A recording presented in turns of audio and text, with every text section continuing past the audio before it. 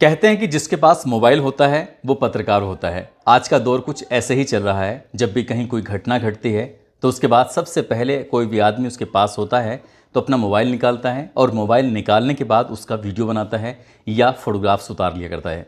इस फोटोग्राफ्स को या वीडियो को बनाकर वो सोशल मीडिया के अलग अलग प्लेटफॉर्म पर अपलोड कर दिया करता है। आज की कहानी जो मैं आपको सुनाने जा रहा हूँ, इस कहानी में भी कुछ ऐसे ही होता है। एक महिला एक व्यक्ति के साथ आपत्तिजनक स्थिति में होती है। इसी बीच में एक लड़की अचानक से आ जाती है। उस लड़की ने उन दोनों व्यक्तियों को आपस में आपत्तिजनक स्थिति में देखा, साथ ही उन्हें संबंध बनाते हुए देखा। उसके बाद उसने मोबाइल निकाला। मोबाइल निकालने के बाद उसने उनका फोटोग्राफ्स भी लिए और साथ ही उनका वीडियो बनाया। हालांकि ये बात उसने किसी से जाहिर नहीं की, ना ही किसी को जाहिर होने दी कि उसने उनका वीडियो बनाया है और उसका फोटोग्राफ्स लिया है। लेकिन ना जाने क्यों सामने वाले को ऐसा लग रहा था कि उसकी जो पोल है वो खुल चुकी है और इसी बात पर, इसी वजह से एक कत्ल होता है। कत्ल इतना भयानक होता है, जब लोगों को इस घटना के बारे में पता चला तो लोगों को यकीन नहीं हुआ कि उस महिला ने इतने शातिर तरीके से एक नहीं डबल गेम खेल जाती है। आदाब, नमस्कार, सत श्री अकाल। मैं उस्मान सैफी। आज की जो सच्ची घटना मैं आपको सुनाने जा रहा हूँ, ये सच्ची घटना है उत्तर प्रदेश का एक ज़िला है बागपत, और इसी बागपत का एक गाँव लगता है सिसाना। बात कर रहा हूँ 2 नवंबर 2023 की सुबह करीब 8 बजे के आसपास, जब लोग अपने खेतों की तरफ निकल रहे थे, जा रहे थे, तो गांव के जो शमशान घाट हैं, शमशान घाट से कुछ ही दूरी पर एक कूड़ा घर बनाया हुआ था। एक 4 दीवारी उसकी थी। लोग ज़्यादातर अपना कूड़ा उसी में डाला करते थे। इसी बीच में जब लोग जा रहे हैं, जाते जाते लोगों को कुछ दुर्गंध आ रही थी, बदबू सी आ रही थी। अब उनमें से किसी ग्रामीण ने उस कूड़े घर की तरफ झाँक कर जब देखने की कोशिश की तो उसमें आग लग रही थी। एक सूटकेस रखा हुआ है, सूटकेस के अंदर आग लग रही थी, और जैसे ही उसने और करीब से झांकने की कोशिश की, तुरंत ही देखा कि एक महिला की लाश है जो जल रही है, उसमें आग लग रही है। इसी बीच में उसने अपना मोबाइल निकालता है। मोबाइल निकालने के बाद एक वीडियो बनाता है, फ़ोटो भी लेता है, और फोटोग्राफ्स वीडियो लेने के बाद फिर ज़ोर ज़ोर से चीखता है, चिल्लाता है, शोर मचाता है। जैसे ही उसकी चीखें, उसके शोर सुनते हैं जो आसपास के गांव थे, वहाँ तक भी ये बात पहुँच जाती है। क्योंकि अब बात भी केवल सिसाना गांव में नहीं थी, बल्कि सिसाना गांव से 2 आसपास के जो गांव थे वहाँ तक पहुँच जाती है। लोगों को लगा कि पता नहीं किसी की बेटी या किसी की बहू को मार के हत्या करके उसकी सूटकेस के अंदर शव रखते हैं, शव में फिर आग लगा देते हैं। कौन है? सबसे पहले पुलिस को सूचना दी जाती है, लेकिन कई बार कोशिश करने के बाद भी पुलिस तक बात पहुँच नहीं रही थी। ग्रामीणों ने 112 नंबर पर फ़ोन किया। जब 112 नंबर से सफलता नहीं मिलती है तो नज़दीकी पुलिस चौकी को फ़ोन किया जाता है।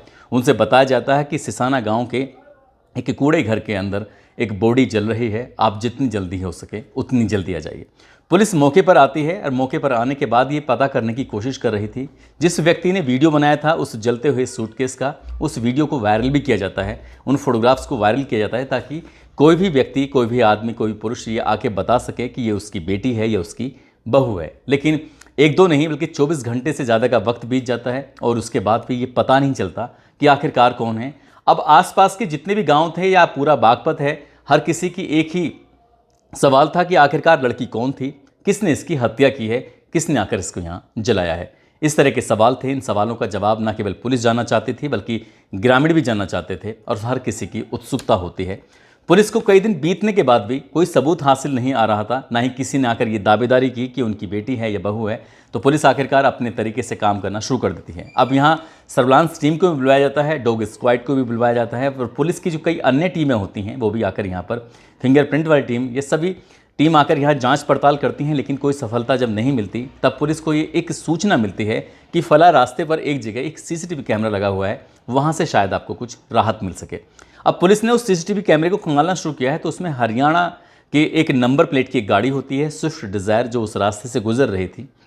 अब पुलिस ने उस नंबर की गाड़ी को निकाला। निकालने के बाद उसे देखा, आसपास के गांव के लोगों से पूछा कि ये गाड़ी किसकी है या किसी रिश्तेदार की है तो उसके बारे में जानकारी दी जाए। लेकिन किसी ने भी उस गाड़ी के ऊपर दावेदारी नहीं की। किसी ने भी ये नहीं कहा कि ये हमारे रिश्तेदार की है या फिर हमारे घर पे खड़ी होती है। उस गाड़ी पे जो हरियाणा के सोनीपत का नंबर लिखा हुआ था, पुलिस ने उस नंबर के आधार पर सोनीपत पहुंचती है। वहां जाने के बाद गाड़ी मालिक से बातचीत करती है, और गाड़ी मालिक से जब बातचीत की जा रही थी तब गाड़ी मालिक कहता है कि इसकी गाड़ी, यानी कि 1 नवंबर 2023 को उसका एक रिश्तेदार होता है, उसका रिश्तेदार इस गाड़ी को मांग कर ले गया था। अब पुलिस ने उस पवन की तलाश करना शुरू कर देती है। उस रिश्तेदार का नाम पवन होता है। अब पुलिस ने जब पवन की तलाश की, उसका जो एड्रेस, उसके मोबाइल नंबर की लोकेशन वगैरह निकालनी शुरू की है, उसकी सीडीआर निकलवाने की कोशिश की है, तो वो कई लोगों के संपर्क में होता है। ना केवल संपर्क में होता है बल्कि उसकी लोकेशन भी यहीं की पाई जाती है, इसी घटना इसलिए पाई जाती है। अब पुलिस ने चारों तरफ जाल बिछाया उसे पकड़ने के लिए। उसकी लोकेशन थी एक बार फिर से इसी गाँव की तरफ आती है। पुलिस ने उसे घेर कर रोकने की, उसे पकड़ने की कोशिश की, लेकिन उसने पुलिस को देखते ही गोली चला दी और पुलिस को जवाबी कार्रवाई में अपनी आत्मरक्षा में गोली चलानी पड़ी। तो उसकी गोली टांग में लग जाती है और जैसे ही गोली टांग में लगती है, गिर जाता है। उसे हॉस्पिटल लेके जाते हैं, यहाँ पर उसका उपचार भी होता है। साथ ही उससे पूछा जाता है कि पूरा माजरा क्या है। जब पूरा माजरा बताने की बात आती है तो उसकी जो सीडीआर निकल के आती है उसमें एक शिखा नाम की महिला होती है। उसके बातचीत, उसका सिलसिला उसमें जारी था। साथ ही शिखा की बातचीत होती थी विवेक चौहान से। पुलिस ने इन दोनों को भी पूछताछ के लिए हिरासत में लिया और हिरासत में लेने के बाद एक कहानी सामने आती है। दरअसल मरने वाली जो लड़की थी जिसकी बॉडी जलाई गई थी, उसका नाम था मनीषा चौहान उर्फ मिनी, जो कि एक नोएडा की मल्टीनेशनल कंपनी में जॉब किया करती थी।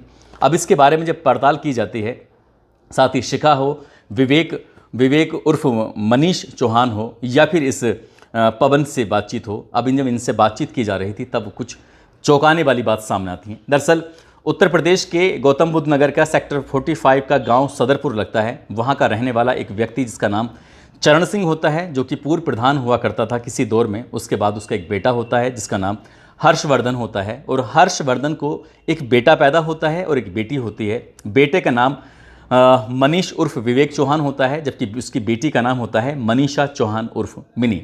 ये बहुत अमीर फैमिली थी, करोड़पति लोग होते हैं, लेकिन कोई नहीं जानता था।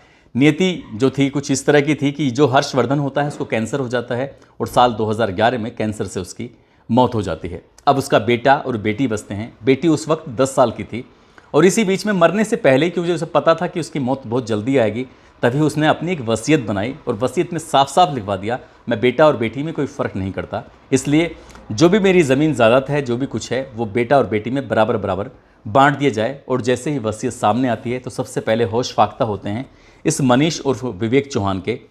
आधी ज़मीन यानी कि करोड़ों की संपत्ति उसकी बहन के नाम पहुंच जाएगी और बेवजह पहुंच जाएगी।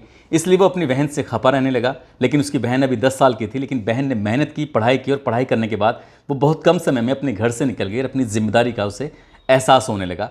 कुछ वक्त बीतने के बाद इसके भाई की शादी हो जाती है विवेक चौहान की सोनीपत की रहने वाली शिखा नाम की लड़की से शादी हो जाती है। उसे लग रहा था कि ज़िंदगी में सब कुछ ठीक चलता रहेगा, लेकिन ये कोई नहीं जानता था कि शिखा का पूर्व में ही, शादी से पहले ही, एक लड़के यानी कि पवन कुमार से अफेयर होता है और उसके साथ उसकी आपत्तिजनक स्थिति में कभी उन्होंने आपस में एक दूसरे के साथ बहुत गहरे रिश्ते में थे वो।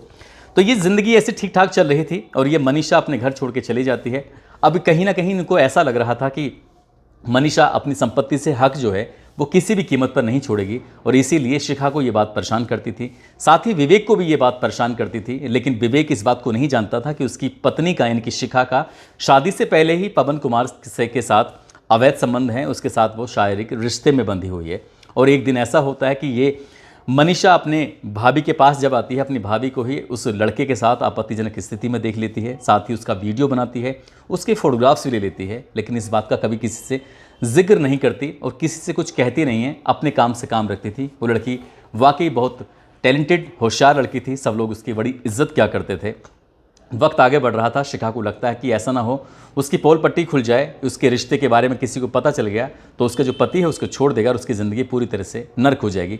इसी बीच शिखा ने अपने पति विवेक से एक प्लान किया और उसे कहा कि क्यों ना इसे मनीषा को रास्ते से हटा दिया जाए, तो सारी की सारी संपत्ति जिसकी कीमत 5-6 करोड़ रुपए के आसपास बताई जाती है, तो सबकी सब संपत्ति उसकी खुद की हो जाएगी और जैसी संपत्ति खुद की होगी लाइफ एकदम मस्त कटेगी, बढ़िया कटेगी। और इसीलिए इन्होंने एक प्लान बनाया। इस लड़की को 31 अक्टूबर 2023 को इससे बातचीत करते हैं। उस दिन हालांकि झगड़ा भी होता है, लेकिन इसे खुशामद रामद करके कहते हैं कि करवा चौथ का त्यौहार है, तुम्हें घर पे होना चाहिए, बहुत अच्छे अच्छे पकवान बनाए हैं। यानी कि 1 नवंबर 2023 को इस लड़की को घर पे बुलाया जाता है और इस घर में मौजूद होता है पवन, क्योंकि वो शिखा का प्रेमी था और इस बात का विवेक को बिल्कुल भी इल्म नहीं था, बिल्कुल भी जानकारी नहीं थी कि इस दोनों का अफेयर है। और ये दोनों चारों मिलकर आपस में खाना खाते हैं। खाना खाने के बाद जब कुछ वक्त बीत जाता है तो पता चलता है कि मनीषा को नशीला पदार्थ दिया गया था और जैसे ही उसने नशीला पदार्थ का सेवन किया, उस खाने के साथ वो बेहोश होकर ज़मीन पर गिर जाती है। और इन तीनों के लिए यानी कि शिखा, उसके पति विवेक और उसके प्रेमी पवन के लिए बहुत ही आसान हो जाता है। इस लड़की का गला दबाया जाता है और गला दबाने के बाद एक सूटकेस का इंतजाम किया जाता है। ये सोच रहे थे यदि आसपास में इसकी डेड बॉडी को कहीं फेंकते हैं तो पुलिस को बहुत जल्दी इस घटनाक्रम के खुलासे में आसानी हो जाएगी, इसलिए कहीं दूर जाकर इसकी बॉडी को फेंक के आते हैं। लेकिन कैसे फेंकें?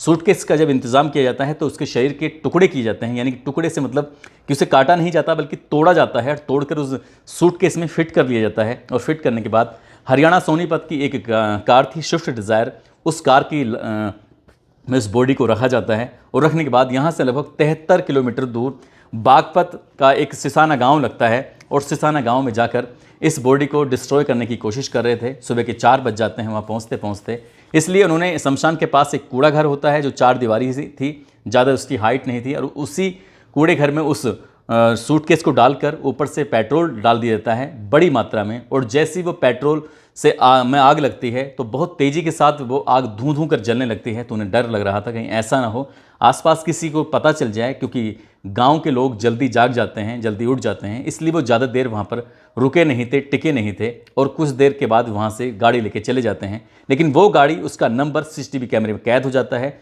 और गाँव वालों को अगले ही दिन जब दुर्गंध आती है, तब तक वैसे शरीर आधे से ज़्यादा जल चुका था। लेकिन पुलिस को जब बताया गया, पुलिस ने इस घटनाक्रम का खुलासा किया तो लोगों को यकीन नहीं हो रहा था कि भाभी ने डबल गेम खेला, यानी कि अपनी भी इज्जत बचाने की कोशिश की। लेकिन जब कत्ल का खुलासा होता है तो न केवल उसकी इज्जत तार तार होती है बल्कि पूरे समाज को रिश्ते के बारे में पता चल जाता है। और ये भी पता चल जाता है कि विवेक अपनी बहन की हत्या करने के लिए, अपनी करोड़ों की ज़मीन हथियाने के लिए वो किसी भी हद तक चला जाता है।